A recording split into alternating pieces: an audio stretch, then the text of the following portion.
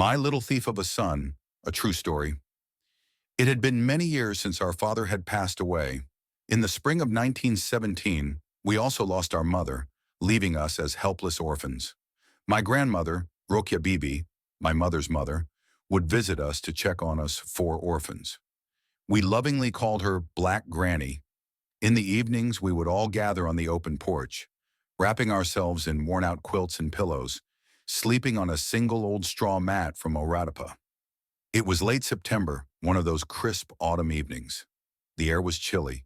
We orphans huddled together, sharing warmth as we drifted into sleep. At the edge of the row lay my Black Granny, small and bird-like, over 80 years old and still fond of chewing tobacco.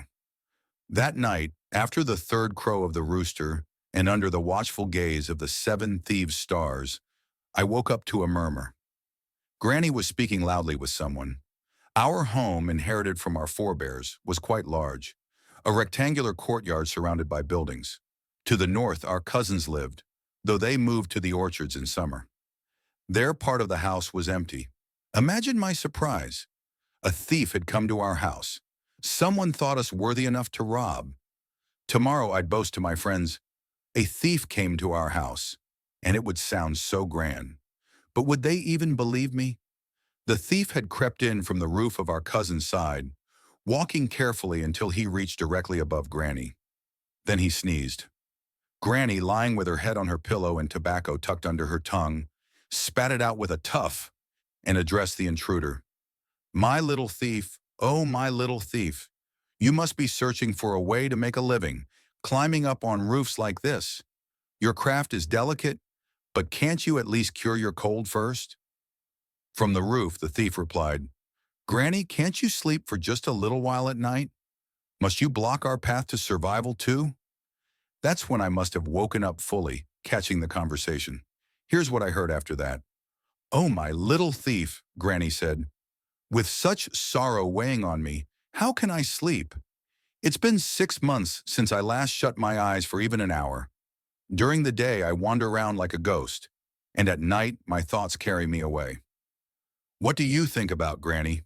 The thief asked. He folded his coat into a pillow and reclined on the roof as if settling in for a chat. What do I think about?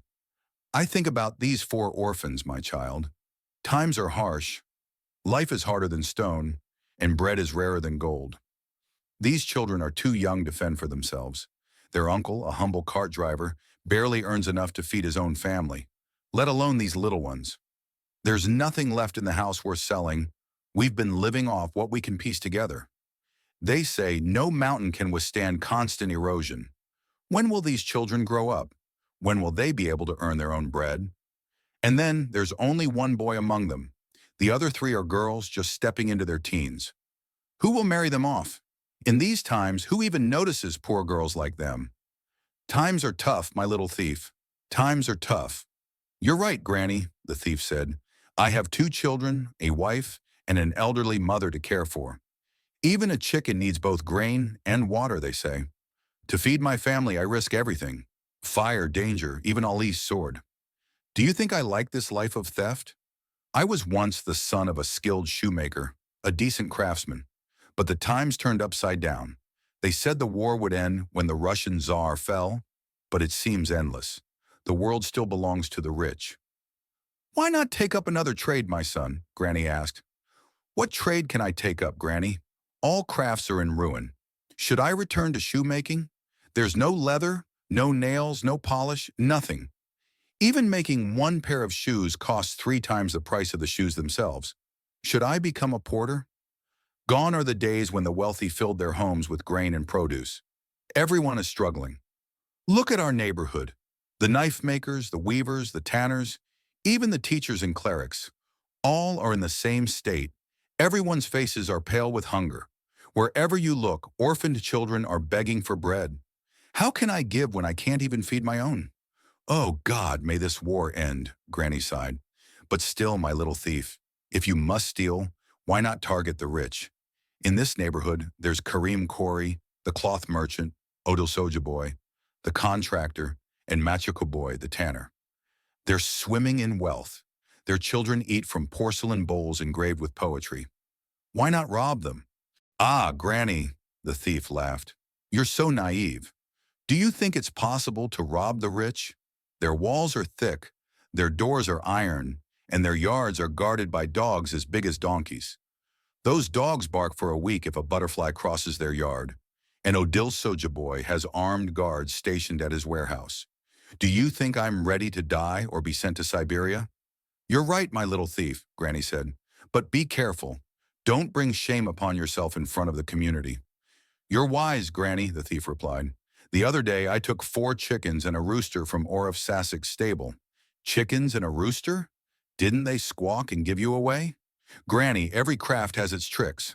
When I go for chickens, I carry a bottle of water. I sprinkle it on them, and the silly birds think it's raining. They tuck their heads under their wings and stay still. Then I grab them one by one. Unbelievable, Granny exclaimed. Every craft has its secrets. Yes, Granny, but my luck almost ran out. I had to bribe our head man to cover it up. Thankfully, he's a decent man. Well, my little thief, dawn is near. Slide down from the mulberry tree and chop some firewood for me. I'll boil tea and we'll have some bread together. No, Granny, the thief said. I'll chop the wood, but I can't stay for tea. If it gets light, you might recognize me. I have some shame, you know. Oh, my child, Granny sighed. You can't leave empty-handed. Take something. A pot, perhaps? There's a large cauldron in the kitchen. It once served a bustling family. Now it just gathers dust. No, Granny, the thief said. Don't curse the future. One day this house will be filled with life again. That cauldron will be too small for the family that gathers here. Let it stay for these orphans' weddings. Goodbye now, Granny. Take care. Goodbye, my little thief. Visit us again. I will, Granny, I will. I knew who that thief was, but to this day, I've never told anyone.